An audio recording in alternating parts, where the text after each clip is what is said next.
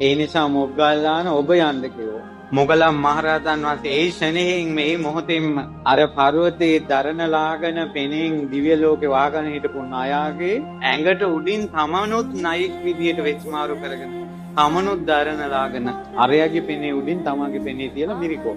ඉරකරවර නන්දෝපනන්ද බැලුවා මේ මොකෙද්ද මේ කියලා හිටපන් කියලා ඉක්මනට ඇඟ මාරු කරගෙන ඇඟෙන් ඉස්සලම දුම් දාන්න පටන් ගත්තා. තමනුත් දුම දාලා. මොගලන් මහරහතන් වහන්සේගේ දුමෙන් නාගයාගේ දුම වැහුණා. නාගයා ගින්දර පිට කරන්න ගත්තා.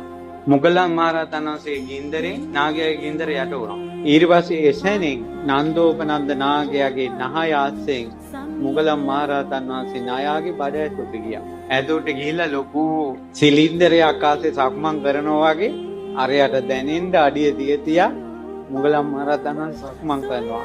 ඒකට නයාට ඇඟ බරයි. ඊට පස්සේ නයා හිතුවා හරි උඹ ඕනම සෙල්ලමක් දාලා වරෙන් එන්නේ මෙතන ඉන්නේ එන්නකොට මම උඹ කපනවා කියලා. බුදුරජාණන් වහන්සේ නයාගේ සිතුවිල්ල දැක්කා. දැකලා බඩ ඇතුළට ඇහෙන්න කිව්වා මොග්ගල්ලාන පරිස්සමෙන් කියලා. අරයයි නයා හිතනකොට එළියටත් ඇවිල්ලා ඉවරයි. ඒ සැනින් මොගලන් මහරහතන් වහන්සේ විශාල ගුරු රාජයේ වේතයක් මවා ගත්තා. ගුරුලා උකුස්සාවගේ කොට තියෙන විශාල සතෙක්. එයාව දකින්න නයි අතිශයින් බයයි.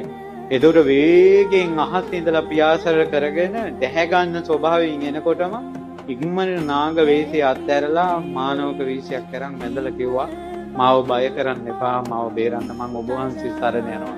ඊට පස්සේ කිව්වා මාව සරණ යන්න එපා, බුදුරජාණන් වහන්සේ සරණ යන්න කියලා. ලේසියෙන් කෙනෙකුට দমনය කළ නොහැකි නන්දෝපනන්ද කියන නාගයා দমনය කළාද යම් මේ බුද්ධ ශාසනයේ භික්ෂුවා ඒ අපේ මහා භව සම්පන්න මොගලන් මහරහතන්.